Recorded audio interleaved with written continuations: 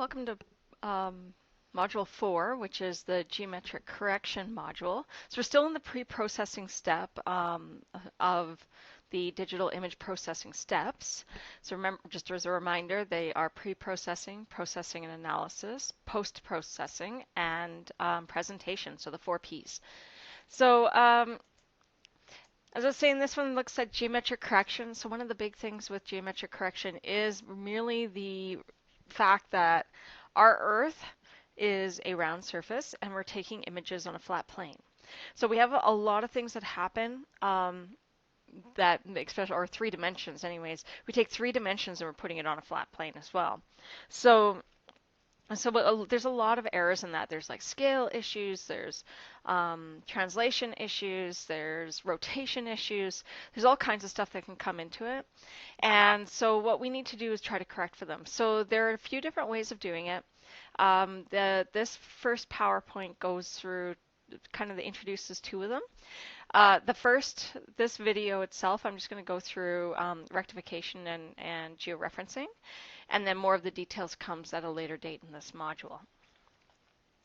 So I'm going to hop right into Objective41, which is apply image rectification algorithms to align non-rectified image with a rectified image. Lots of rectification there. So what this is really working through a hierarchy. Now I'm using rectification because it is often the most commonly used word that is in remote sensing. But there is actually a hierarchy of geometric correction, and here's the 4 of them. So I'm actually going to start on the bottom because it's the lowest level of the hierarchy.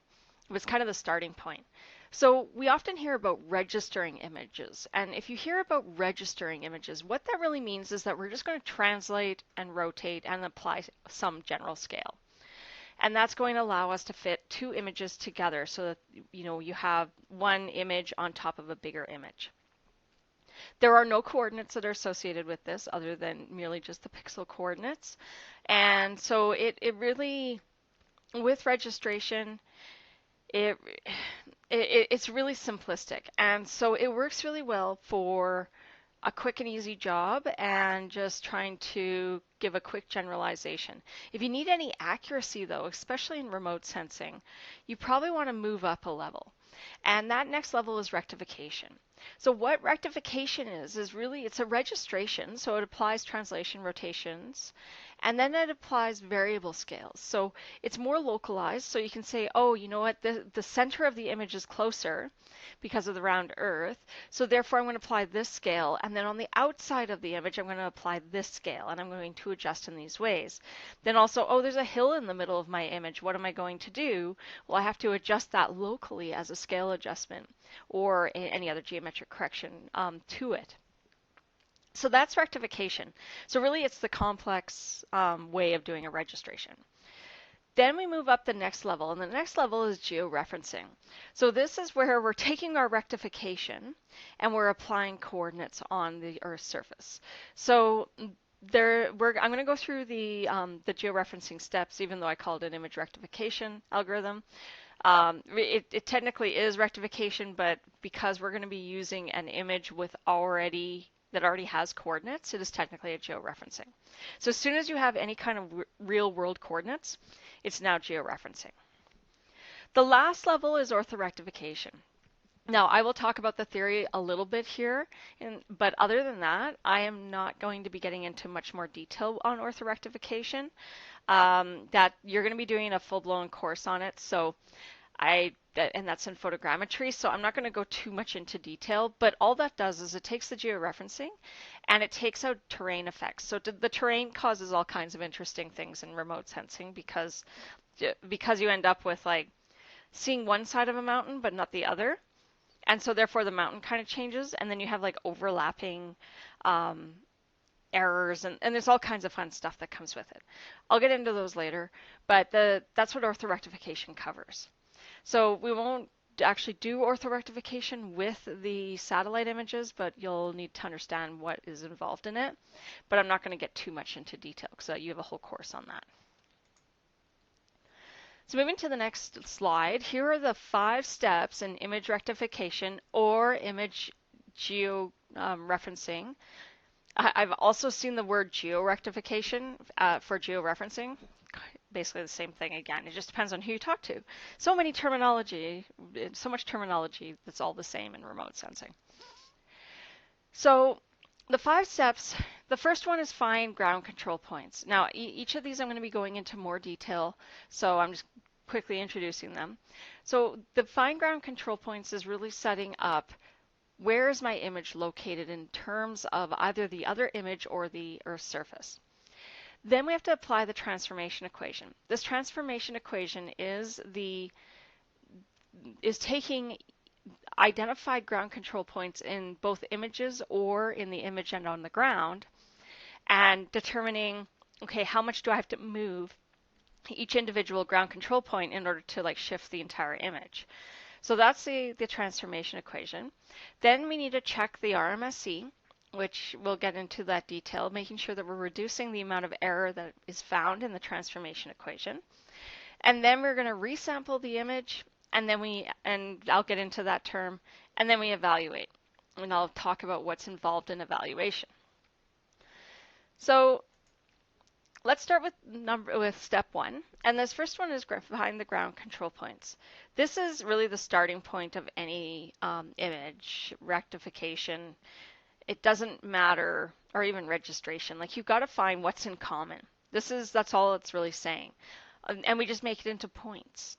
There are some softwares that will take lines, and some that will take areas, but what we're trying to find is the actual ground control points. So you can go out. There's 2 options.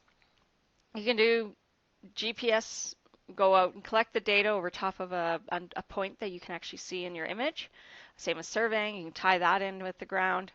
And that's fine. You can use those and then you bring them in as a text file. And you just say, okay, in this image, this ground control point matches this particular pixel on my image. The other way is using like points. So there's 2 options here that I've listed. There's image to image and image to map. Now these are the 2 that you're going to find in ENVI. We're going to be doing image to image, so pretty much everything we're going to talk about from now on is taking one image that doesn't have that has to be still georeferenced, doesn't have any coordinates, and you're going to take that and you're going to move it to the one that has the coordinates. We also have image to map, which is the other one. So image to map, this is I take my image with unknown coordinates and I'm going to match it to a map that I have. But image to map is a little bit less common nowadays just because we can get satellite images even though if they're low quality. Though we still are able to get them. You'll see image to map more so with like drones and plans now. So it's becoming a little bit more common there. So when you're trying to find like points, whether it's image to image or image to map, you're going to use a variety of different things. So the first one is if you're going to look for a point, you're going to use the bottom of a building. Don't use the top because then you end up with radial displacement. So use the bottom of the building, or you can use road intersections, curbs, manholes, etc.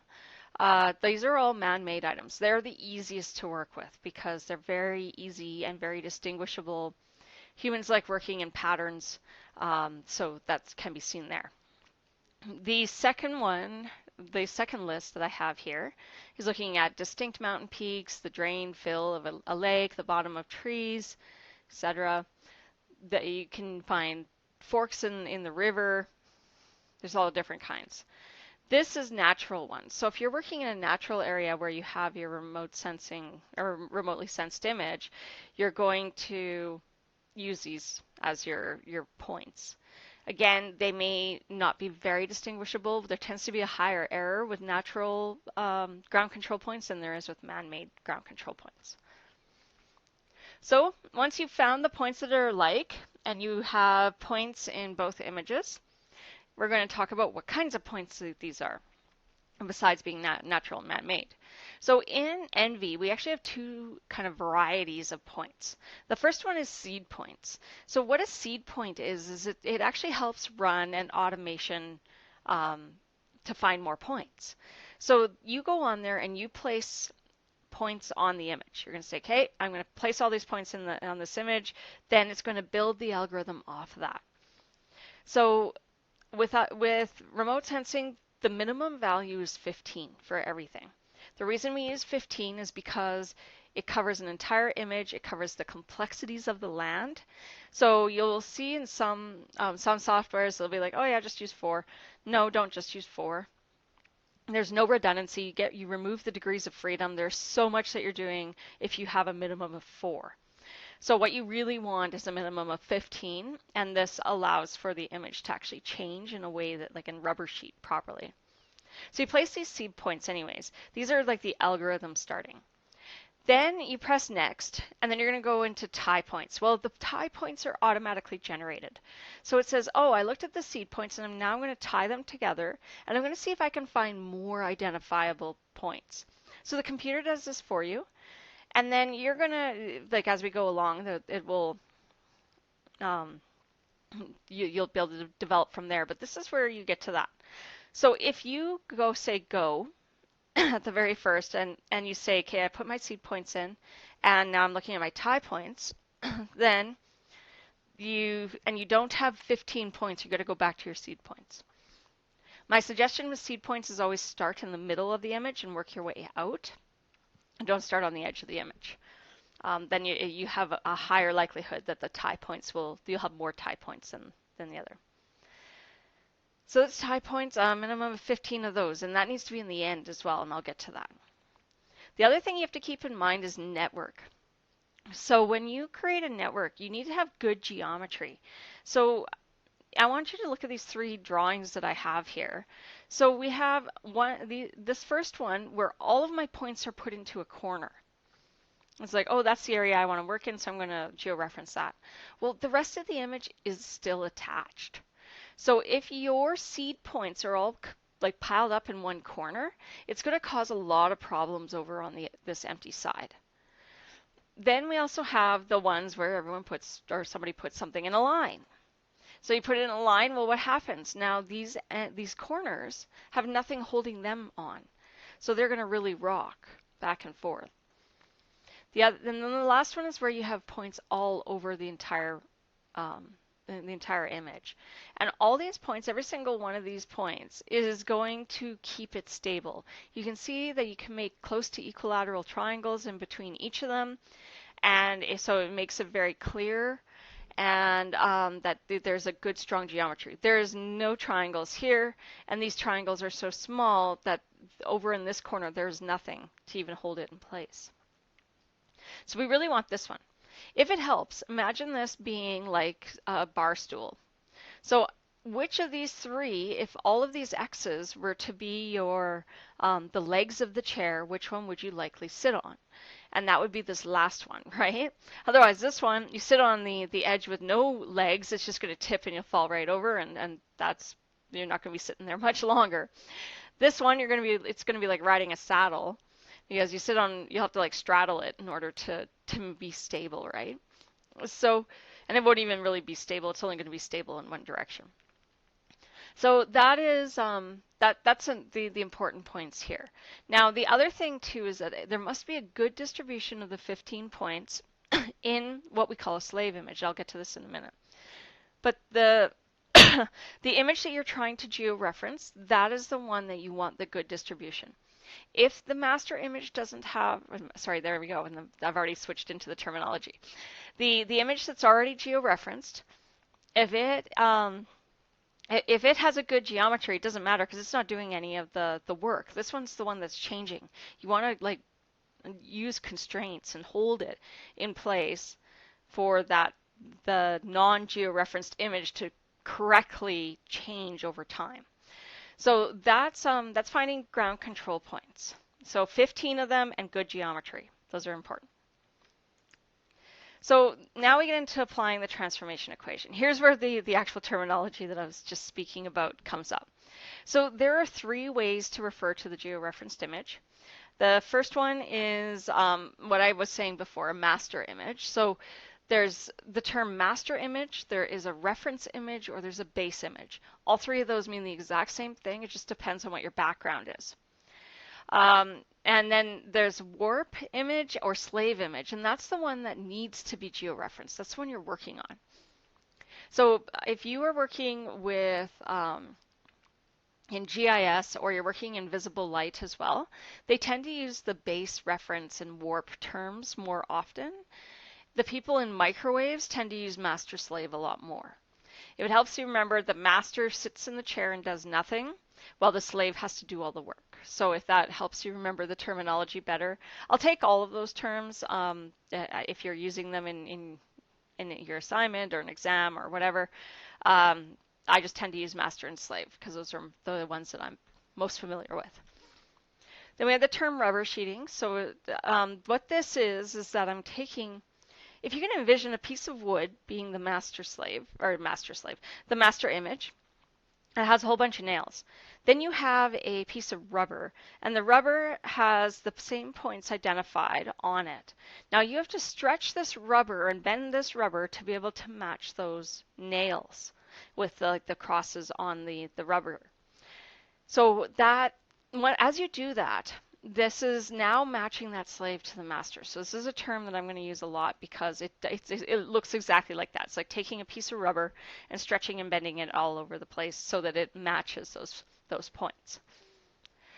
So what the transformation equation does is it calculates the translation, rotation, and scaling, localized scaling of all the slave tie points to the master. Now, you guys actually spend a lot of time learning transformation equations because you guys get to do the map projections, right? So most of you guys are working on that right now. So that's pretty much the exact same thing here. I don't need to reteach you this because every software kind of applies it a little bit differently. And it is a little bit more complex because it does local scaling rather than global scaling.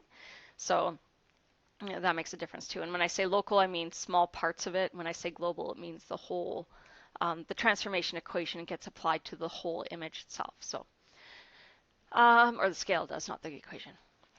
So then we have calculate the error of the process as a root mean square error for each point. So the transformation equation calculates the new coordinates of the slave tie points to the master and says, okay, the slave points are now located here with respect to where the master is.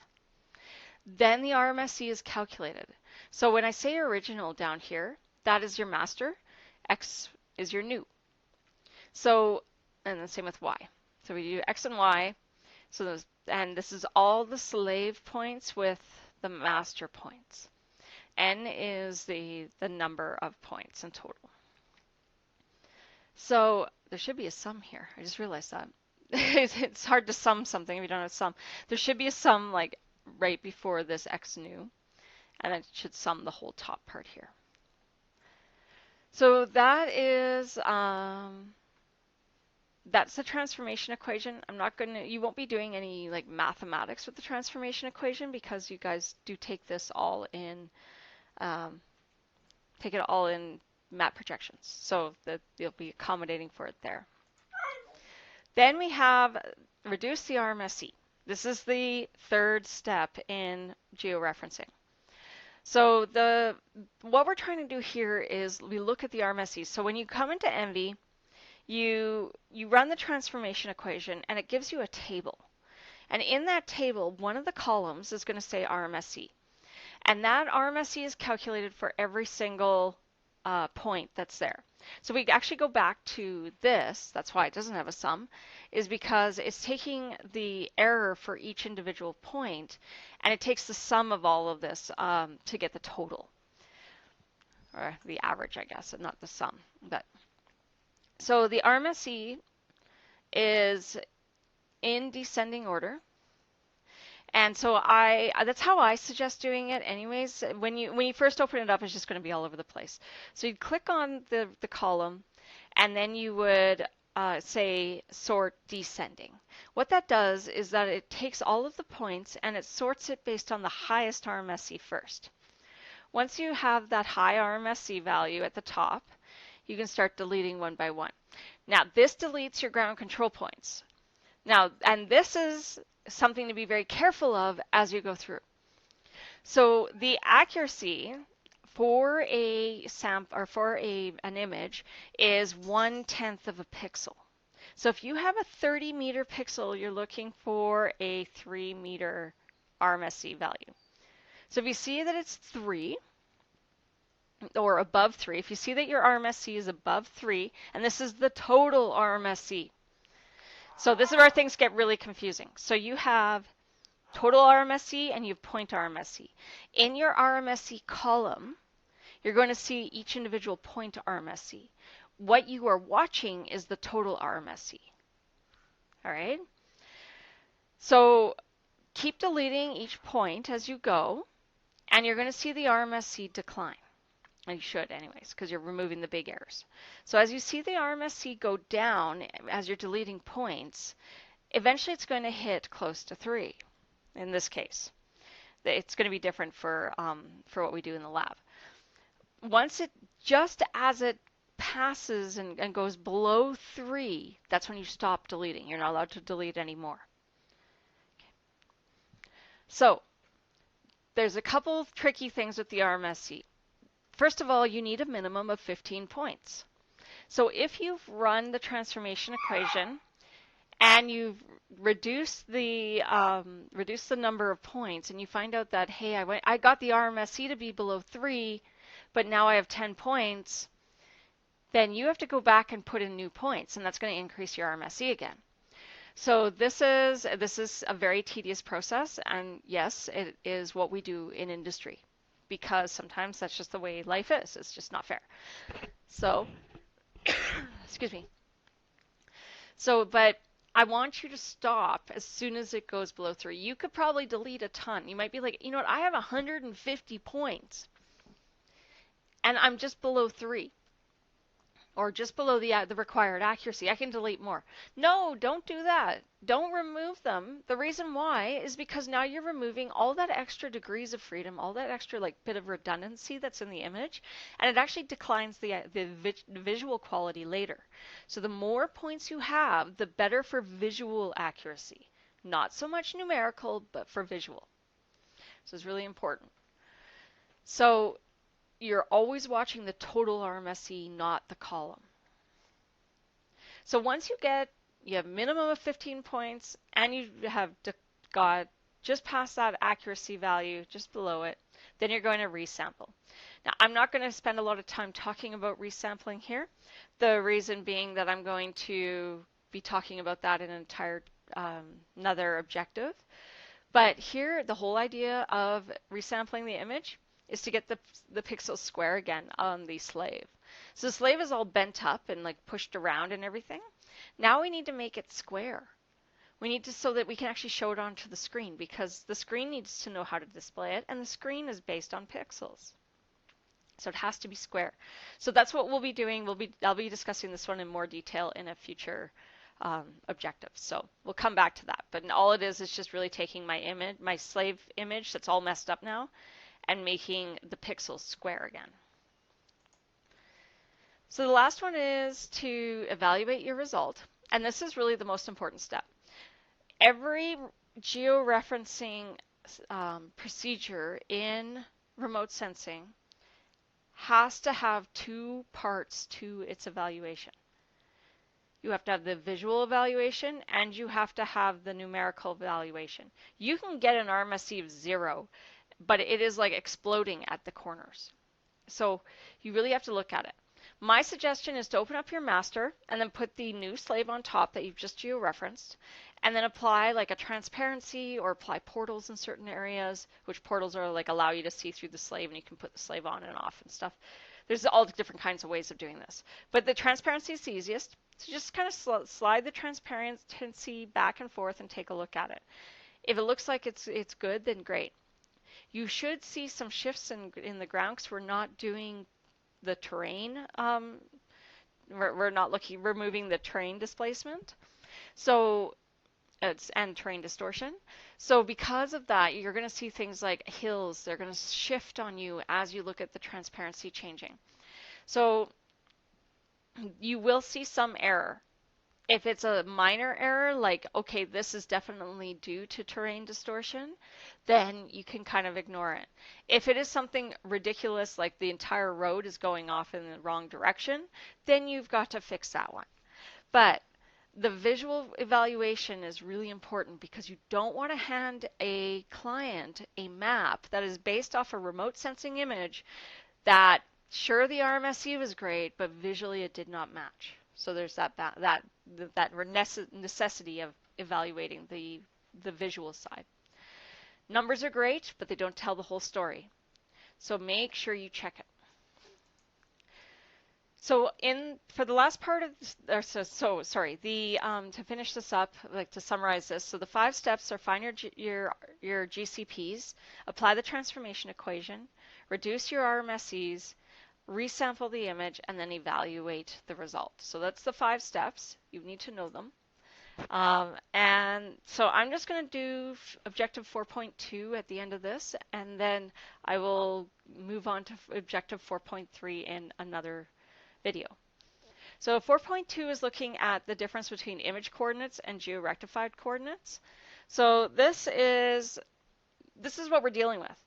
So an image coordinate system starts at 0, 0 in the top left-hand corner.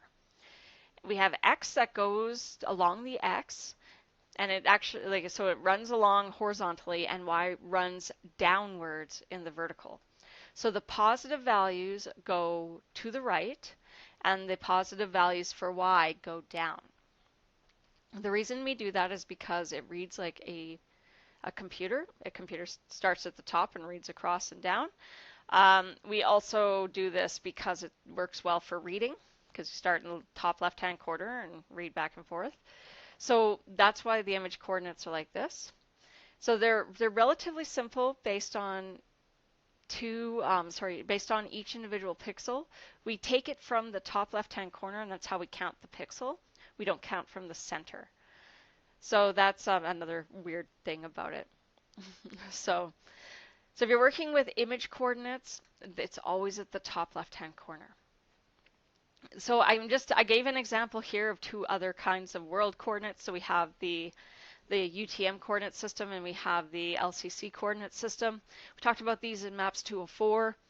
So this one, I mean, obviously we have like zones that we have to worry about. It does have a grid in the background, but it's all stretched out. We have to worry about the scale factors. So there's quite a bit going on in this particular zone and this particular coordinate system. So what we're trying to do is take that image coordinate system, and we're trying to totally rectify it to a world coordinate system.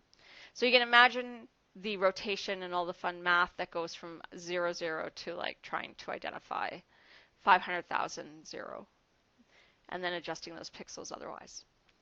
So there's lots of good coordinate system stuff there. It's even more fun when you get into like LCC, because now you're dealing with arcs. You're not just dealing with squares. So lots of fun there. So here, a few other things to keep in mind. So we take my image space and we project it into the coordinate space. So we have our x, which is identifying the columns, so it's the column numbers, and y that identifies the rows. So it sounds kind of confusing because like, well, my y is, y should be columns and blah, blah, blah. But it's kind of like latitude and longitude, right? So the longitudes, the column numbers, the column numbers, the column numbers, and then your latitude is identifying your row numbers, right? Same idea, just starts in a little bit different way.